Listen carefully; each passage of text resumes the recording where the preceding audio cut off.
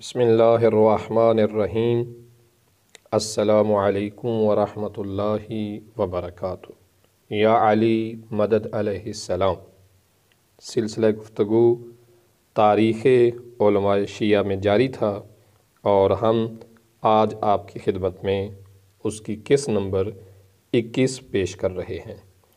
شیخ صدوق رحمۃ اللہ علیہ کے حیات طیبہ کے متعلق ہماری گفتگو جاری تھی اور آج ہم آپ کی خدمت میں نقل کریں گے کہ جناب شیخ صدوق رحمۃ اللہ علیہ رضوان اللہ تعالی علیہ نے مذہب شیعہ، مذہب اہل بیت کی بقا کے لیے کون کون سی خدمات انجام دیں، اور ان بالخصوص ان کے آثار جو انہوں نے کتابیں لکھیں ان کی تفصیل آپ کی خدمت میں پیش کریں گے۔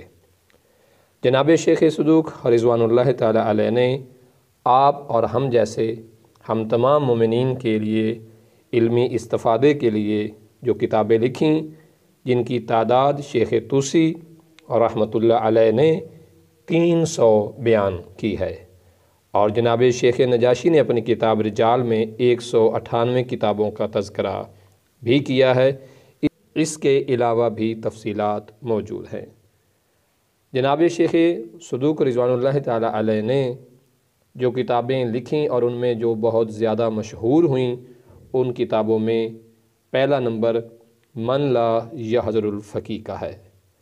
یہ وہ کتاب ہے کہ جو مذہب اہل بیت کے علماء نے علم حدیث میں 4 بڑی کتابوں میں دوسرے نمبر پہ آنے والی کتاب کے طور پہ ذکر کی ہے۔ جناب شیخ صدوق رضوان اللہ تعالی علیہ نے جب دیکھا کہ آپ کی حیات طیبہ کا آخری دور تھا اور مذہب اہل بیت کے اندر یعنی غیبت کبریٰ کے زمانے میں لوگ امام زمانہ علیہ السلام کے متعلق مختلف شبہات کا شکار ہو رہے تھے، تو آپ نے کمال الدین و اتمام النعمہ جیسی عظیم کتاب لکھ کر مومنین کے شکوک کو دور کیا اور دشمنان امام زمانہ کی زبان کو ہمیشہ کے لیے بند کر دیا۔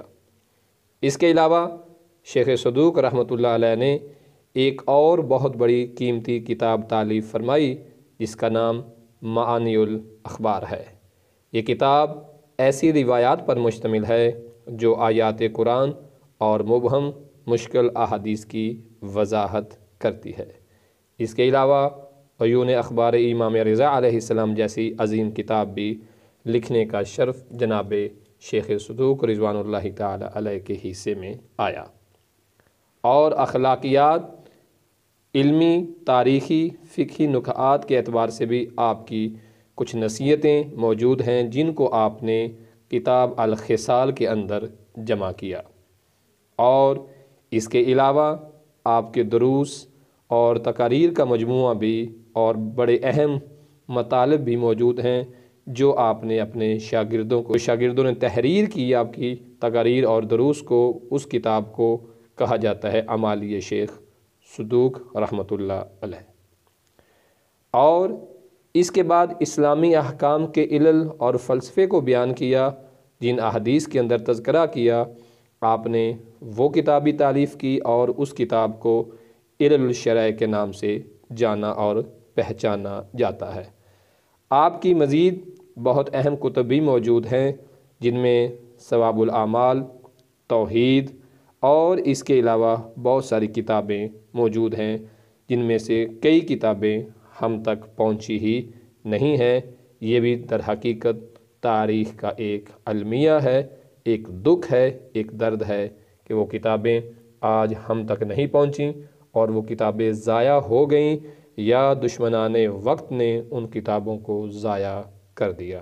اسی کے ساتھ خدا کی بارگاہ میں ملتمس ہیں کہ خداوند متعال بحق محمد و آل محمد جناب شیخ صدوق رحمۃ اللہ علیہ کے درجات بلند فرمائے اور ان کی قبر کو مسلسل جاری رہنے والے نور کے ساتھ منور کرے۔ انشاءاللہ تعالی 22 نمبر قسط میں ہم ان کتابوں کا تذکرہ کریں گے جو کتابیں شیخ صدوق رحمۃ اللہ علیہ نے لکھیں لیکن ہم تک پہنچ نہ سکیں۔